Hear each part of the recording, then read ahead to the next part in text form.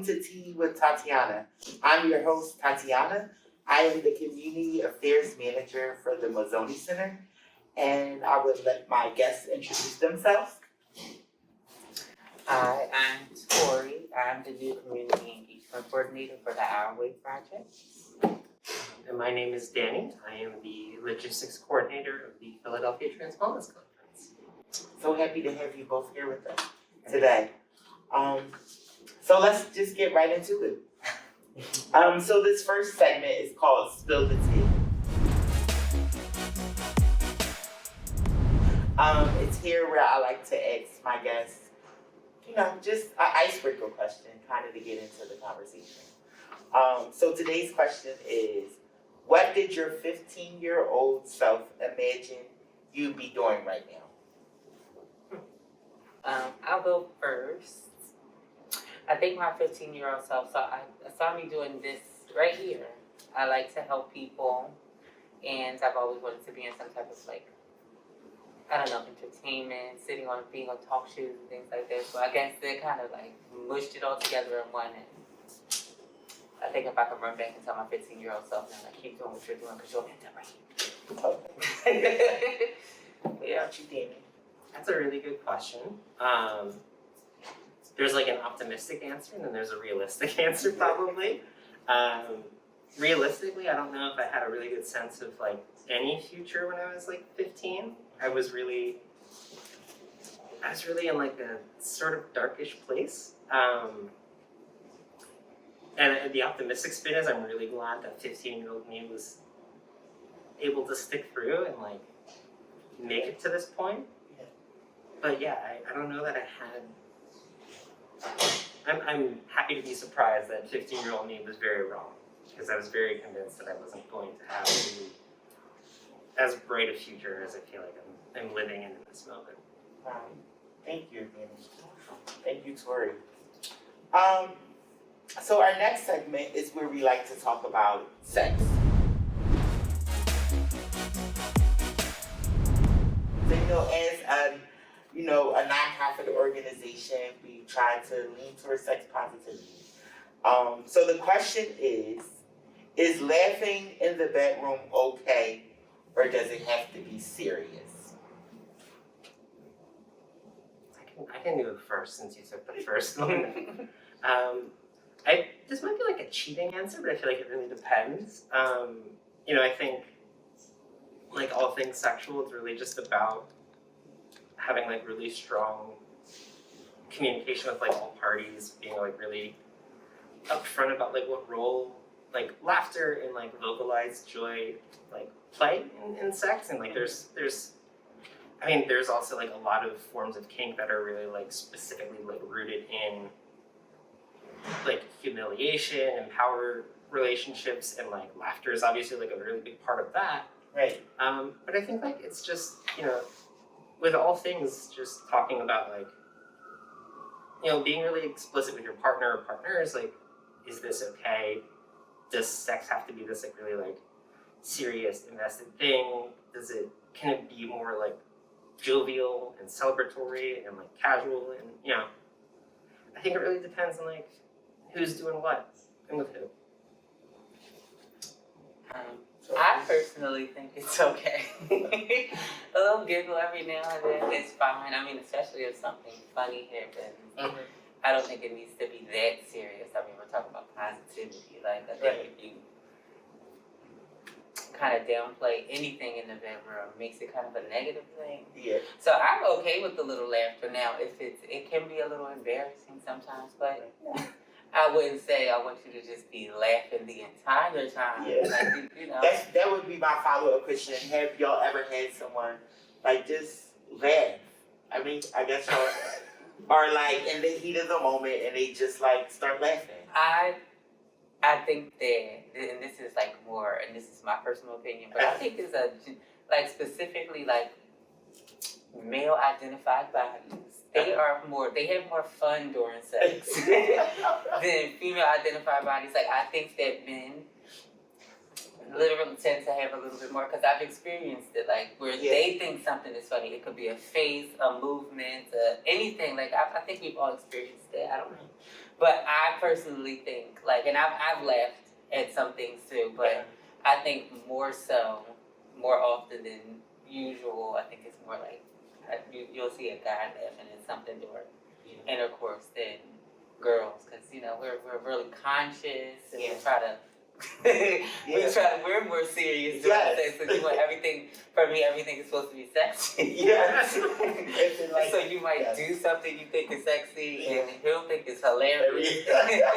Then he laughs, and then I don't know. So, and I personally enjoy moments like that because that to me is like it shows how close you are. If you're not if you're not comfortable enough to like enjoy those moments during sex with that person, then maybe you shouldn't be that intimate with that person at that moment.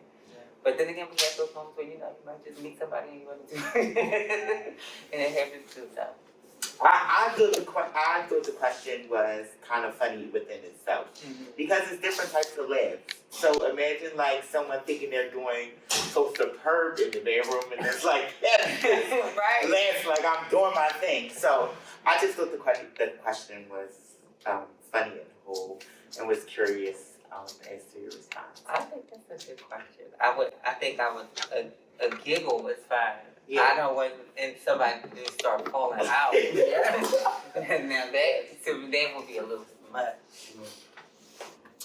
All right, so this part of the show is when I like to get to know, I guess, a little bit better. It's called Spark the Conversation.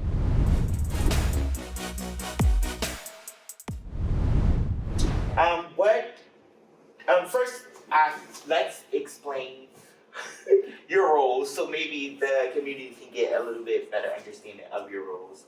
I know that when y'all introduce yourself, y'all said your roles, but could y'all both like explain your roles a little bit more? I think my title is a little pretty specific. Community engagement coordinator. I coordinate the community engagement for the Our Way Project, and Our Way Project is for trans-specific bodies, female identified bodies of trans experience. I engage the community. I coordinate all of those events that get the girls to come in and partake in like the events that we have within the Mazzoni Center, get them into programming here, make them feel comfortable with coming here, talking about all of the things that we have going on, and creating programming specifically for us, by us, as far as like groups are concerned, where you can come in and talk to me or talk with each other about things that just the girls go through, needs, talking like, we can talk about getting tested, we can talk about sexual behavior, we can talk about mental health, we can talk about clothing, fashion, anything that you think that a girl may need. That is what I'm in charge of putting out there for you guys to say you like or don't like. So if there's anything that you think that you would like to see from us or the Our Way Project, I'm the girl you come to. If there's something that I'm lacking or missing, hit me up and I can do that for you. Alright. I think that's pretty much my title, my job here. Dani, you want to explain your role here at Mazzoni? Yeah.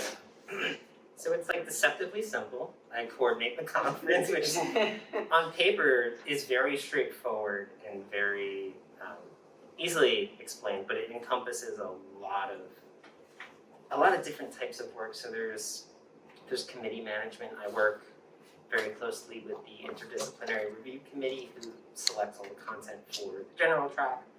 I work with the pro track review committee who obviously selects content for the pro track.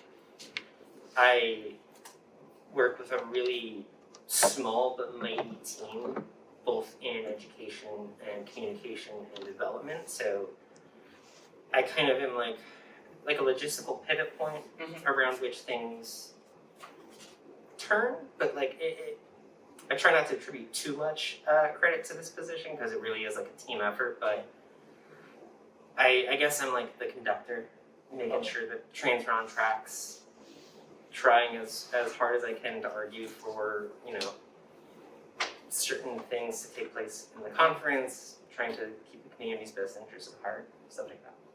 Awesome. So who is Tori? Who is Tori? I am a all of that is confusion. No, to be more serious, I think I like to call myself a well-rounded individual. I'm very, I'm very easygoing. I can be a firecracker at sometimes. I can be many things. I'm a what's it called? I'm a chameleon. Okay. I'm somebody you can come and talk to at any given point of time. I'm somebody that likes to keep it very real on whatever your version of keeping it real is. I'm very formidable, but I'm a friendly, happy-going, excitable person. I guess to keep it straight to the point. I guess. Right? I think I did a good job with that. Who is Dani? Ooh, that's a great question. I'm a very cerebral person. I spend a lot of time in my head. I spend a lot of time reading. I'm an incredibly self-critical person. To ask my supervisor, my spouse, my friends, all of them, I'm usually my own worst critic, and so I just spend a lot of time thinking about, just like my responsibilities specifically related to the community. I care deeply about my community, and I'm always trying to just consider ways to give back. I do a lot of work as a patient advocate outside the Mazzoni Center, and so when I'm not here working, I'm usually working with other trans people. Folks would probably agree that I don't take enough free time, so maybe I'm a very intense worker to some extent. Thank you both. So with answering who you are, what do you think that you both bring to the role? Can I start this one off? Sure. Because I think that I'm excited about this. I think I bring a different energy to this kind of work. I try to make it more. I don't know. I can't really find the right word for it right now. But I try to make it more less serious. We deal with a lot of very serious. Right. Don't get me wrong. But I try to make it more, I like to meet people, everybody on every different level, right where they are. I don't if there's a doctor's visit, I like to make it seem like if we're talking about, as if you're going to the doctor with your best friend. Let's talk about it as if you're talking about it with your friend, not I try to take the hierarchy out of it. I'm talking to my psychiatrist. I'm talking to this person. Let's talk about this as if we're friends. So I like to bring a lot of relatableness from me to the programming and to the people that I'm working with. I like to be relatable. Like you're talking to your cousin or your brother, your sister, or whatever. I think that I bring that energy to it because I also went through these types of things, and I know that kind of helps me feel comfortable when you feel like you're walking into a situation where you're getting help. And you feel like you would want to go and get help. It's easy for you to go and get help from a cousin or a friend or a best friend. It's not so easy for you to walk into a room full of strangers and say, hey, I need help with these things. And you feel like you're about to be probed, or it could be a little prying. Even if the person that you're talking to is not prying, it still feels that way. So I feel like my work or my version of the work that I'm doing takes that away from there and puts a more relatableness in the room so that you come into these spaces and feel like a sigh of relief, like the anxiety goes out the window and you just feel like, hey girl, I need a wig and some shoes. I've been hungry for the past couple days. And also, I need a nap. I feel like I want that kind of energy, free flowingness. I think that's the preference to it. Dani, same question? I think part of what I bring to this role is, on a logistical level, having worked on a lot of large-scale programming. I used to work at the Philadelphia Museum of Art in their public program department, and large-scale programming was what I spent a lot of time on. So there's logistical skills, but I think in a less tangible sense, I'm really stubborn. I'm really committed. think that I have a sense of like grit for the work that this position requires that I think is really important for whoever's in this role on the conference to really have, because it's tiring, intense work. But I think more than that, I try to just bring like a lot of love and empathy to this. Like this conference has an intense history. Yeah. There's no way around that. And like a lot of folks have felt hurt throughout the history of this conference. A lot of folks have felt heard or seen. And like before I worked at the Mazzoni Center, I was attending this conference, and like I have those same criticisms and those same passions in my heart, and I just try to really like lead everything that I do from that place of really not speaking for the community, but like really like trying to think about what serves the community and maybe being enough of a hard case to get us there over time. Mm-hmm. Wow, thank you. I really felt it. Yeah. And agree with a lot of things that you said. I definitely appreciate how you center past conferences, this last conference. So I do want to say thank you for that, because I feel like that was something missing in past years. But I appreciate you for bringing that to the forefront. So the next question is for Tori. Did you find it difficult to take on this role after me? Oh my God. For people who don't know, I was the previous coordinator for the Our Way project, and Tori came in after me. And I would like to think I laid down a lot of groundwork for Our Way and implemented a lot of different things. So I definitely wanted to ask you that question. I think I have said this from the interview process all the way up into the day today. These are some big shoes to fill, but I felt very honored that you trusted me with doing this work, because it is very serious work and it's very, very needed. But did I find it hard? I don't think it was difficult. But I do think, me being the type of person that I am, me being very anxious, I can get easily overwhelmed. Yeah. I can handle boatloads on my own, but during the process of handling those boatloads, it becomes like overwhelming. So I don't think that it was hard, but was it scary? Yes. Because of how important the work is. And I don't want to make a mistake. I don't want to drop the ball. I don't want to be the reason why something does not get done. And it could be something as small as being 2 minutes late for something or someone, or something as big as, forgetting about an email trail, or, missing a meeting, sending a board, it goes all the way back into that. So I don't think it was as much difficult as it was, like, a little scary, because this is a very big task, and I'm very passionate about it.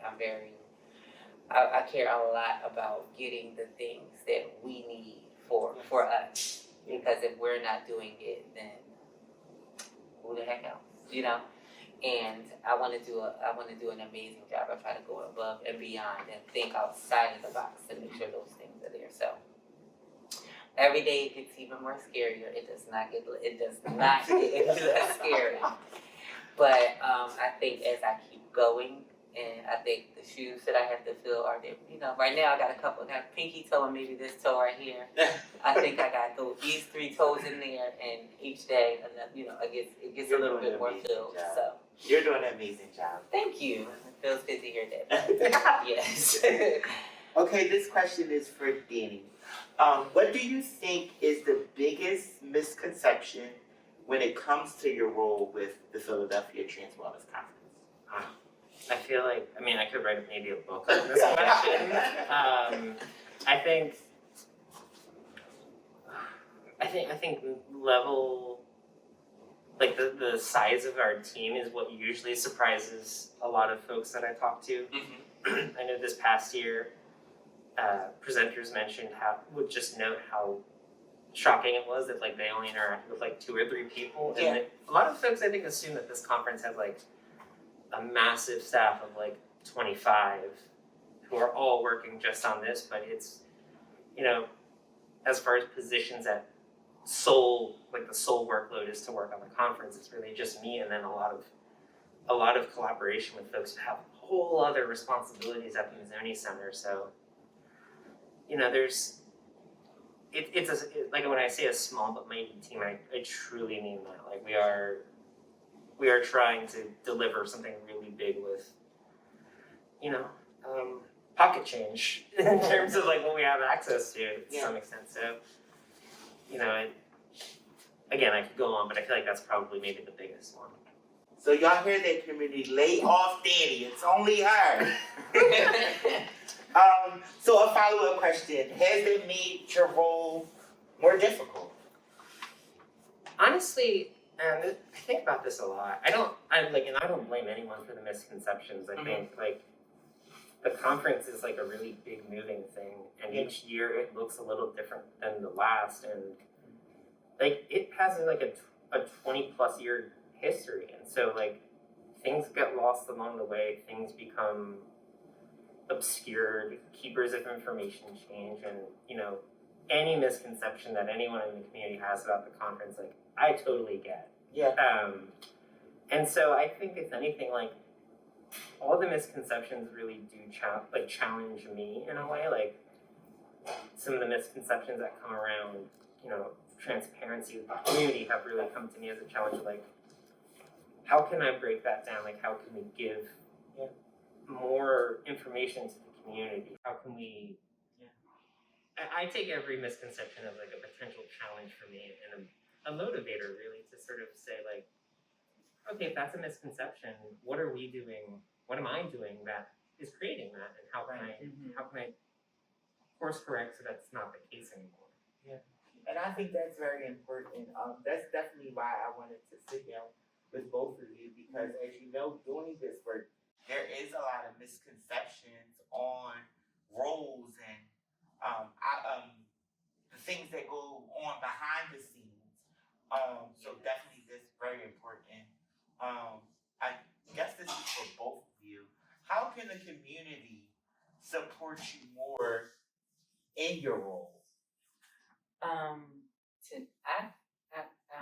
Just to piggyback off of that last thing and tie into the answer, I think you can support and like stop. You don't follow those misconceptions. Like come up to your own understanding, because if I could answer the last question that you just asked, Dani, it does make the job a lot harder because we're fighting misconceptions that we know not to be true, and we're trying to correct them all while we're still sometimes, I feel, we're getting beat up with those misconceptions because people feel so strongly about them, which we have a right to feel, but it would help us a lot more when we're giving the answers. Me, myself, personally, I find myself out in the community because that's my job, being a community engagement person. I'm engaging, and I'm trying to change those narratives of what people think goes on and what roles people should be in and how they think they're going.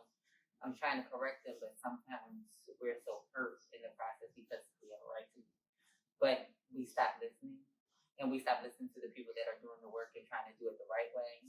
And you make it a little bit harder for the people that are trying, like people like Dani, who are in charge of conferences and large masses that are in front of you telling you, hey, this is how it goes, and this is just me, and I'm doing it this way.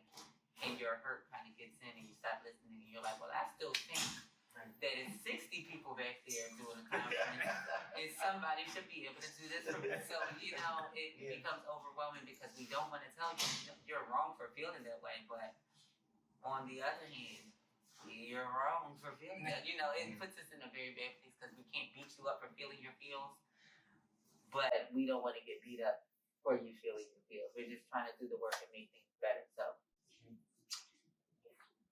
thank you both for answering.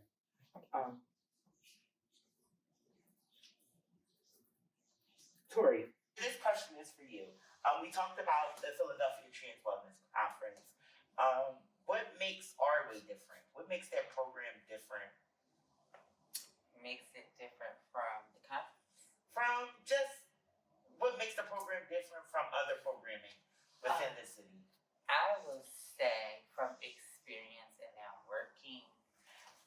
think it's really the first of its kind, for real. Like, it is literally for us, by us, right now, right here, right now, and it's ever changing every day. There is a format in the blueprint, but it's formatable. It's moldable, it's pliable, it's able to be changed, like, literally. It changes by the second, by the minute. What, like, if new needs come through, like, through the door, our way is literally the program. Like no other. There's never been a program that has literally been all for us, by us, and that's also been, it's all the moving parts, and it's all working for the same goal. So I think that's what makes it different. I think that's what makes it unique, and the fact that it does change, like, consistently for the better. Like, literally, I got a request from someone the other day that probably some people may have overlooked and we didn't think of. And just that second, just that day, I went right into my computer and made sure that necessity, that thing was a need that was being able to be met. And a lot of programs don't do that. A lot of programs say, well, we don't do that.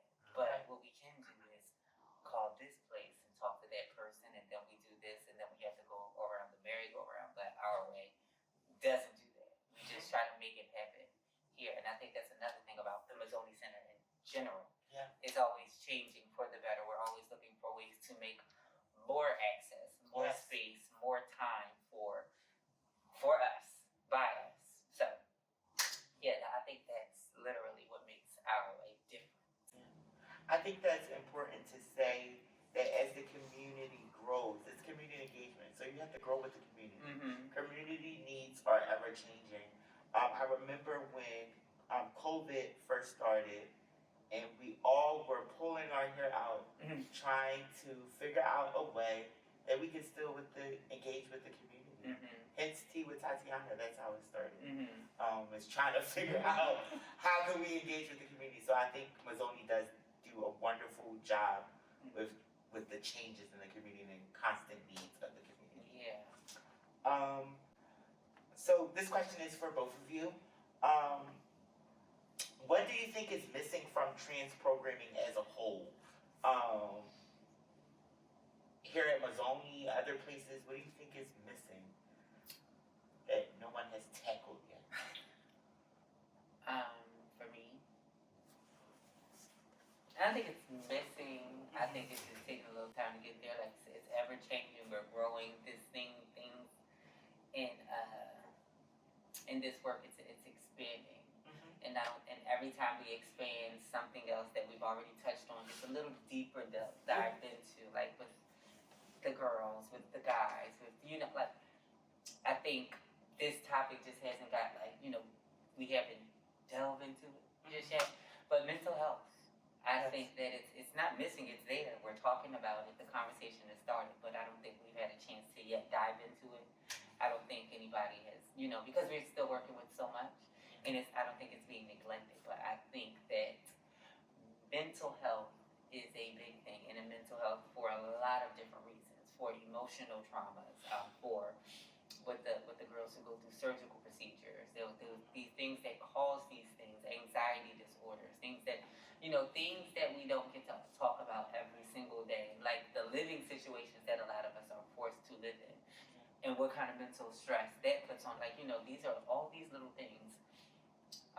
Go into our mental health, and right now we're fixing ways to feed people, to make their living situations different, to make their make things better, but we're not doing anything to fix the effects that this causes on your mental health. You can live somewhere, you can not have housing for a year and become a completely different person, and you may get into a house. Right. But by the time you've gotten into the house, your mental situation may not be as great as it was a year ago. I heard on a line in a movie, and this is what made me think of this. It was a movie that I like. It was Mystic River, and the man said, somebody, and it was for, I don't know if we could say this, but there was something that really traumatic happened to this person. And he said, I know who. He said, Dave went into the basement, but I don't know who the heck came out of it. So that's what led me to make this statement. Like, I think it's there, but. Right. So meaning he went down there went down there as one person. As one person and came up a different person. And that happens with a lot of us. We go into a situations one way and we don't necessarily come out the same. And we may have fixed the cause of the problem, but we never fixed how, we never fixed the source. We never fixed what it did to us in the process. And a lot of us, I think, are still, while we're healing ourselves from like living, eating, whatever situation we may be in, we're also still trying to figure out, well, what happened? Like, on what turn of that page did I become a different person? Or why can't I handle this like I used to be able to handle it? Right. I'm living better now, but why am I not thinking the same way? So I think that is something that is missing especially in the trans community. I think that is something that we need across the board. Somebody to sit and say why. And it's not just therapy sessions. It's not just, we need to dig in, dive, like, and how more we can stop these accessibility things. as well. More accessibility, yes. And To it too. in that space that I said that I bring to the program, I think there needs to be more of a less tense feeling when people come in to want to talk about that, because I think that that is the tip on the tip of a lot of our tongue. People are itching to say, I'm losing it, or it hurts, or this happened, like the tears are coming out, but it's not easy to come and talk about it. And because some of these environments, not purposely, just because of it's the nature of the beast, doesn't feel like I can come in, or it's just not easy to come in and talk about. We're just now getting comfortable talking about sex positively. Right. So it's just we still haven't gotten to that space yet, but if I had to answer short, sweet, and to the point, I think that is something that we're missing. I also, to piggyback off of it too, I know I'm the host, but I think that honestly in the Black community, we are more willing now to talk about mental health than I think ever. Yes. So I think when you said it's on the tip of people's tongue, I think now more than ever it is. Because as a community, I believe we are willing to have the conversation. The conversation got started. Yeah. And I see that and I appreciate that. That's why I said, like, as it expands, I do see the change. Yeah. Like, especially like what Tatyana just said, that African American community, the Black community, we're able to say, I'm breaking down, I'm having a mental breakdown, I'm having this, whereas before that wasn't a thing that we talked about. We just tucked it under the rug. If our little cousin had mental problems, you just kept him in the house and put him in bed. We didn't talk about that. Right now, we have people literally walking with their hands, like asking questions like, how are you today? Is your mental health all right? So I think that is what our community is missing, the deep dive. And we need to start asking why. Like, I understand this caused, what happened to you in the process of you losing housing or losing food or not being able to eat or losing this or becoming or going through this sexual trauma or whatever it is. We need to start asking what happened and when did it become different or why is it different. Those conversations need to start happening, like, the deep dive. Dani? Yeah. I feel like my answer is kind of similar. Because I feel like I'm constantly amazed when I look at or when I think about it, I've never seen programming on X, Y, and Z, and then I Google it really quickly, and there's 2 or 3 grassroots organizations in the city that have programming for this. I'm like, wow, you can really always depend on trans folks to meet our own communal needs. Yes, yes, definitely. That ethos of if no one else is gonna do it, we're gonna do it for us, and that always really just blows me away. I think when I do that Google, what I find fewer resources for and would love to see more, is really addiction and substance abuse. I got sober over the pandemic, and that was the hardest thing I've ever done, and so much of the recovery resources of our world are really designed for cishet people, and when you go to inclusive recovery spaces, they tend to really serve cis queers, and there's less of an informed understanding about trans and gender variant people's really specific struggles with substance abuse, with alcoholism, and it's literally so frequent, and it's been desensitized. So I definitely agree with that. Like, you know, some people don't even realize it until it's too late, and then it goes right into what I was saying. That's the mental health thing. Like when they're literally about to break and say like, oh, okay, why is this happening? You know, and we've gotten so far away from that. Nobody's ever asked the question because since it's normal now. Yeah. We get like you find people at the bottom of the barrel, and a lot of the times at the bottom of the barrel, like David said, it's trans people who are down there stripped and struggling, trying to figure out. Last week I was here, or last year I was here, and a whole year later here I am doing this, and I can't tell you exactly how or why. And I got and these are the same people that are getting help for the resources. I got food, I got housing, I got this, but here I am. And I can't figure out why I can't go out the door. I can't make a salad without having a mental breakdown. Yeah. And I think, yeah. And last question, which is, I hope you all think it's fun. Sorry, If you could change a responsibility in your current role, what would it be? Ooh. Let me see. Ooh. A responsibility, if I could pick this one away, just this one. Emails. They have become the bane of my existence. I'm so much better with it. Like I'm better. Like I make sure at some point in my day I get to my emails. But some days they just get to rolling in, and the sound almost just like you get a little twitch. If I could delegate that responsibility to somebody else, just tell me what they said. Just give me the good stuff, you know, get right to the meat and potatoes of it. I don't need anything, no sides, no nothing, just get right to it.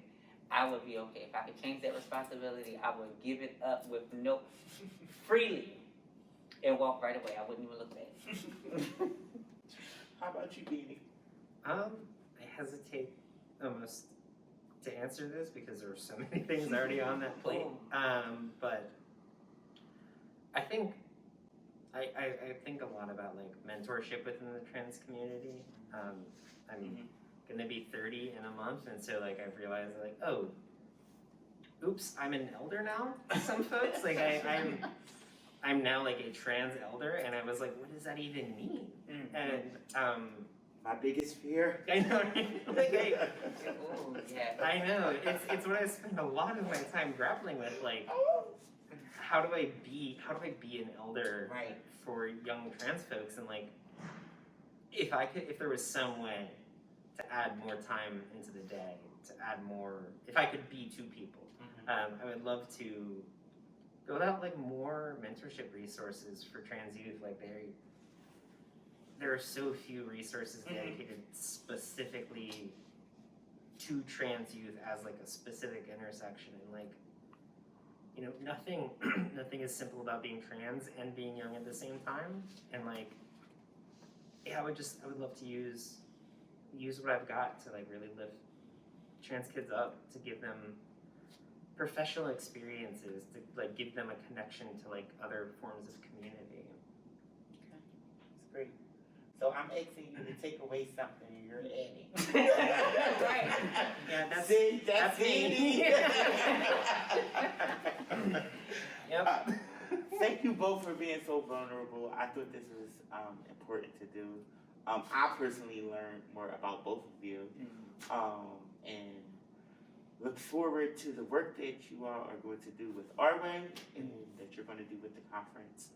I guess any updates that you want to update the community on that's going on within your program? Oh, coming up, we have an overflow since the closet has been started. We are in max, to capacity. Yes.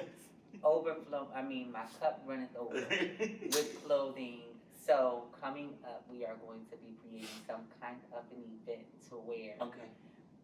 I don't know if it'll be a game, I don't know if it'll just be a fun day, I don't know if it'll be if we have people, I don't know how we'll do it, but the gist of it is we are going to have a day where you can literally come and fill your closet, because that's how generous the community has Yes. been with us.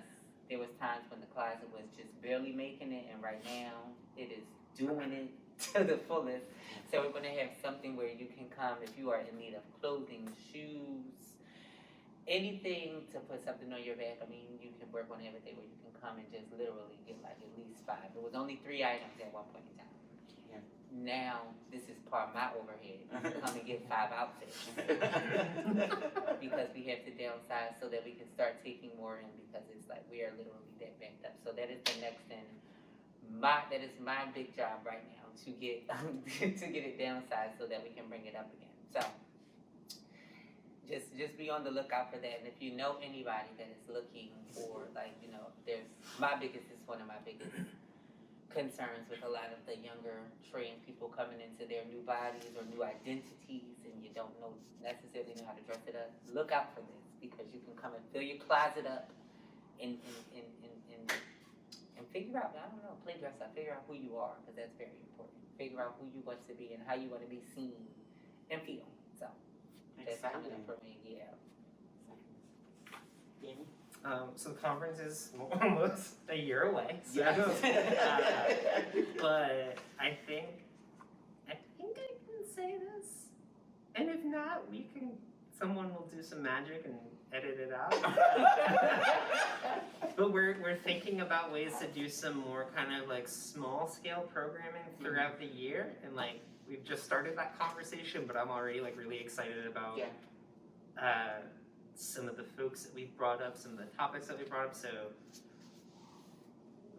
possibly more small scale soft programming throughout the year, leading up to the conference. We have talked about that for a long time, so it's exciting.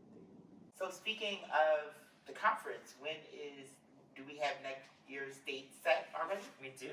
So the next conference is going to be July 21st, Thursday to the 23rd, Saturday.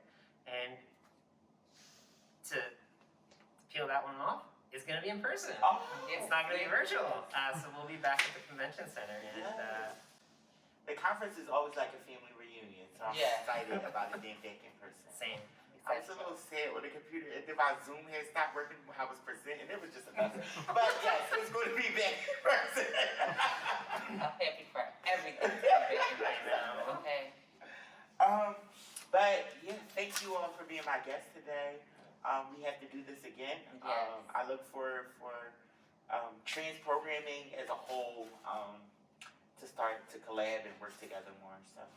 Oh, and by the way, Our Way is every Wednesday. We have a group from 5 to 8. We have a group here at the Mazzoni Center. Come and partake, please. It is for the girls or female identified bodies. Gotta learn to say that a little bit more. That was for me. But it is for us, by us. Come in and just come sit down and talk. We have activities, food, games. The closet will be open, so definitely come and take that. But every Wednesday from 5 to 8, Our Way hosts our group, and then just look out for more from me to you. So. Thank you all for tuning in to Tea with Tatyana. Till later. Bye.